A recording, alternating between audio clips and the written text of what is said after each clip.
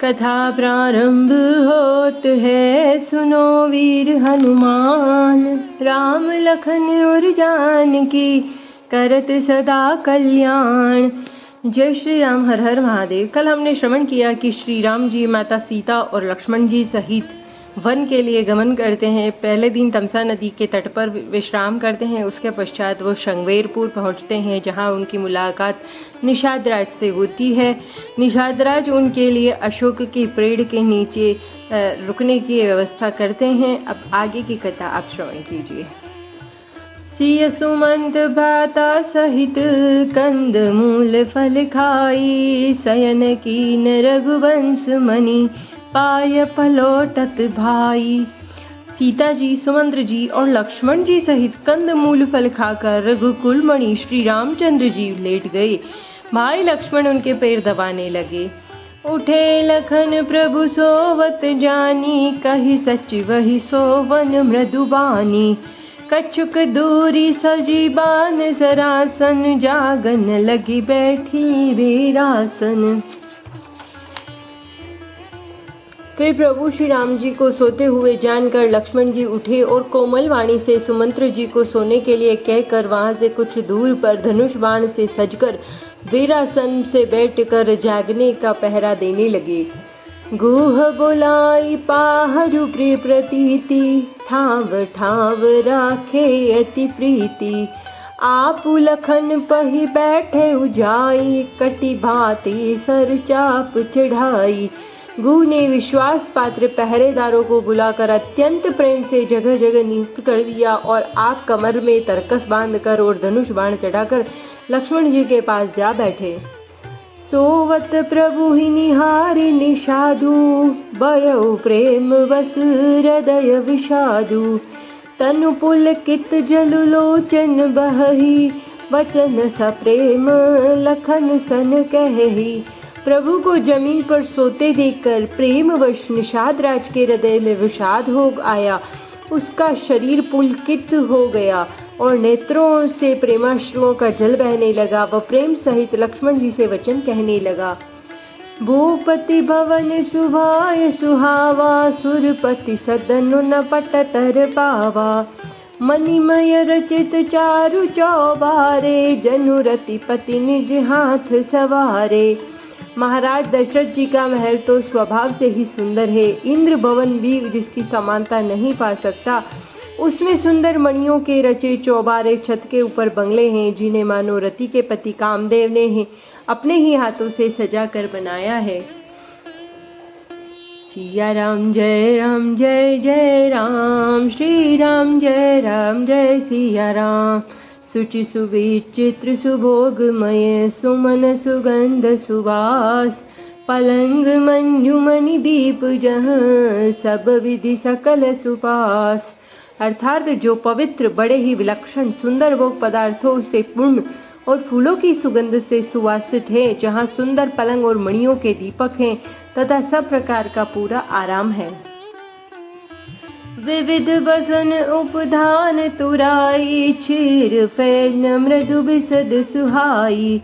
तह सिय राम शयन निशिकरहि, निज छवि रति मनोज मृदु हरहि।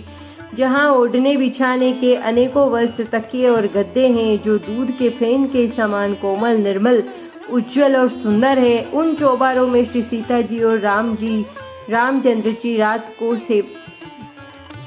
को सोया करते थे और अपनी शोभा से रति और कामदेव के गर्भ को हरण करते थे। ते सिय राम साथरी सोए, श्रमित बसन बिनु जाहि न जोए। मातु पिता पुर परिजन पुरवासी, सकल सुशील दास अरुदासी। अर्थात वहीं सीता जी और श्री रामचंद्र जी आज घास फूस की सारथी पर थके हुए बिना वस्त्र के सोए हैं। ऐसी दशा में वे देखे नहीं जाते। माता पिता, कुटुंबी, पूर्ववासी, प्रजा, मित्र, अच्छे शील स्वभाव के दास और दासियां। जोग वही जिन नहीं प्राण किनाई, मही सोवत तेहि राम गोसाई। पिता जनक जग विदित प्रभाऊ, ससुर सुरेश सखा रघुराऊ। सब जिनकी अपने प्राणों की तरह सार संभाल करते थे, वही प्रभु श्री रामचंद्र जी आज पृथ्वी पर सो रहे हैं। जिनके पिता जनक जी हैं, जिनका प्रभाव जगत में प्रसिद्ध है, जिनके ससुर इंद्र के मित्र रघुनाथ दशरथ जी हैं। रामचंदुपति सोवे देहि, सोवत मही विधि वामन गेहि। सिय रघुवीर की कानन जोगु, करम प्रधान सत्य कह लोगु।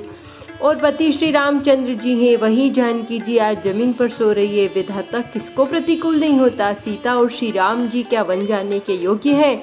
लोग सच कहते हैं, कर्म प्रधान ही भाग्य है। सिया राम जय जय राम, श्री राम जय सिया राम। केकय नंदनी मति मत मंदमती, कठिन कुटिल पनु कीन। जेहि रघुनंदन जानकी, सुख अवसर दुख दीन। केकई राज की लड़की नीच बुद्धि केकई ने बड़ी ही कुटिलता की है, जिसने रघुनंदन श्री राम जी और जानकी जी को सुख के समय दुख दिया। भय दिन कर कुल कुटप पिटप, कुठारी कुमति कीन सब विश्व दुखारी। भयउ विषादु निषाद ही भारी, राम सिय मन शयन निहारी। वह सूर्य कुल रूपी वृक्ष के लिए कुल्हाड़ी हो गई। उसको बुद्धि ने संपूर्ण विश्व को दुखी कर दिया। श्री राम, सीता और उसको जमीन पर सोते हुए देखकर निषाद राज को बड़ा दुख हुआ। बोले लखन मधुर मृदुवानी, ज्ञान विराग भगति रस सानी। काहुन को सुख दुख कर दाता, निज कृत कर्म भोग सब भ्राता। तब लक्ष्मण जी ज्ञान और वैराग्य और भक्ति के रस से सनी हुई मीठी और कोमल वाणी बोले, हे भाई, कोई किसी को दुख सुख देने वाला नहीं है। सब अपने ही किए हुए कर्मों का फल भोगते हैं। जोग वियोग भोग बल बल मंदा, हित अनहित मध्यम भ्रम फंदा। जन्म मरनु जह लगी लग जग जालू, संपत्ति विपत्ति कर्म अरुकालू। अर्थात संयोग मिलना और वियोग बिछुड़ना, भले बुरे लोग, शत्रु मित्र उदासीन, ये सभी भ्रम के फंदे हैं। जन्म मृत्यु, संपत्ति विपत्ति, कर्म और काल, जहाँ तक जगत के जंजाल हैं। धरनी धामु धनु पुर परिवारु, सरगुन रकु जहाँ लगी व्यवहारु। देखिए सुनिए गुनिय मन माही, मोह मूल पर मारथु नाही। धरती, घर, धन, नगर, परिवार, स्वर्ग और नरक आदि जहाँ तक व्यवहार है, जो देखने सुनने में और मन के अंदर विचार में आते हैं, इन सब का मूल मोह अज्ञान ही है। परमार्थ ये नहीं है। सिया राम जय राम, श्री राम जय सिया राम। सपने होई भिकारी नप, रंगुनाक पति होई। जागे लाभ न हानि, कछुतिमी प्रपंच जिय चोई। जैसे स्वप्न में राजा भिखारी हो जाए या कंगाल स्वर्ग का स्वामी इंद्र हो जाए, तो जागने पर लाभ या हानि कुछ भी नहीं है। वैसे ही दृश्य प्रपंच को हृदय में देखना चाहिए। अस विचारी नहीं कीजिए रोसु, काहु विवादि न दे इह दोसु। मोहनि सा सब सोव निहारा, देखिए सपन अनेक प्रकारा। ऐसा विचार कर क्रोध नहीं करना चाहिए और न किसी को व्यर्थ दोषी देना चाहिए। सब लोग मोह रूपी रात्रि में सोने वाले हैं और सोते हुए अनेकों प्रकार के स्वप्न दिखाई देते हैं। एहि जग जामिनी जागहि जोगी, परमारथि प्रपंच वियोगी। जानिय तब ही जीव जग जागा, जब सब विषय विलास विरागा। इस जगत रूपी रात्रि में योगी लोग जागते हैं, जो परमार्थी हैं और प्रपंच से छूटे हुए हैं। जगत में जीव को जगा हुआ तभी जानना चाहिए, जब संपूर्ण भोग विलासों से वैराग्य हो जाए। होई विवेक मोह ब्रह्म भागा, तब रघुनाथ चरण अनुरागा। सखा परम परमारथ हुए, मन क्रम वचन राम पद ने हूँ। विवेक होने पर मोह रूपी भ्रम भाग जाता है, तब अज्ञान का नाश होने पर श्री रघुनाथ जी के चरणों में प्रेम होता है। हे सखा, मन वचन और कर्म से श्री राम जी के चरणों में प्रेम होना, यही सर्वश्रेष्ठ परमार्थ पुरुषार्थ है। राम ब्रह्म परमारथ रूपा, अभिगत अलख अनादि अनूपा। सकल विकार रहित गत भेदा, कही नित नेति निरूप ही वेदा। श्री राम जी परमार्थ स्वरूप परम वस्तु है, पर ब्रह्मा है। वे अविगत जानने में न आने वाले, अलख स्थूल दृष्टि से देखने में न आने वाले, अनादि रहित अनुपम, सब विकारों से रहित और भेद शून्य है, जिनका नित्य नित्य नेति नेति कहकर निरूपण करते हैं। सिया राम जय जय राम, श्री राम जय सिया राम। भगत भूमि भू सुर सुर भी, सुरहित लागी कृपाल। करत चरित धरि मनुज तनु, सुनत मिटहि जग झाल। वही कृपालु श्री रामचंद्र जी भक्त भूमि और ब्राह्मण गो और देवताओं के हित के लिए मनुष्य शरीर धारण करके लीलाएं करते हैं, जिनके सुनने से जगत के जंजाल मिट जाते हैं। सिया राम जय जय राम, श्री राम जय सिया राम। जो मास पारायण करते हैं उनके लिए यहाँ 15वां विश्राम हो चुका है। सखा समझी यस परिहरि मोहु, सिय रघुवीर चरण रत होहु।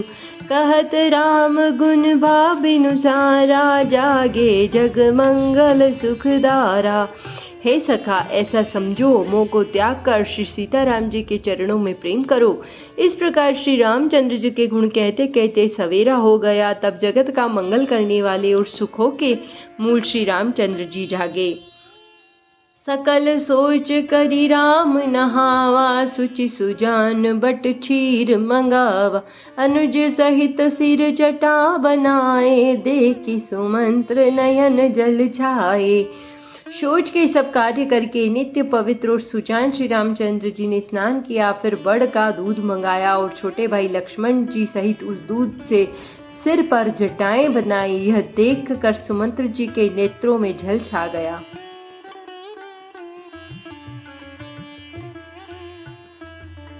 हृदय दाहु अति बदन मलिना, कह कर जोरी वचन अति दीना। नाथ कहे हुअस कौशल नाथा, ले रथु जाहु राम के साथा। उनका हृदय अत्यंत जलने लगा, मुंह मलिन उदास हो गया। वे हाथ जोड़कर अत्यंत दीन वचन बोले, हे नाथ, मुझे कौशलनाथ दशरथ जी ने ऐसी आज्ञा दी थी कि तुम रथ लेकर श्री राम जी के साथ जाओ। बनु देखाई सुर सरि अनवाही, आने हूँ फेरी बेगी दो बाई। लखनु राम सिय आने हूँ फेरी, संशय सकल सकोच निबेरी। वन दिखाकर गंगा स्नान कराकर दोनों भाइयों को तुरंत लौटा लाना, सब संशय और संकोच को दूर करके राम लक्ष्मण और सीता को फिरा लाना। सिया राम जय जय राम, श्री राम जय सिया राम। नृपयस कहु गोसाई, जस कहई करु बलि सोई। करी विनती पायन परऊ, दीन बाल जिमि रोई। महाराज ने ऐसा कहा था, अब प्रभु ऐसा कहें मैं वही करूं, मैं आपकी बलिहारी हूँ। इस प्रकार विनती करके श्री रामचंद्र जी के चरणों में गिर पड़े और उन्होंने बालक की तरह सुमंत्र जी ने रो दिया। आज की कथा यहीं समाप्त करते हैं। कथा विसर्जन होत है, सुनो वीर हनुमान। राम लखन और जानकी, करत सदा कल्याण। जय श्री राम। हर हर महादेव। नमः पार्वती पतये।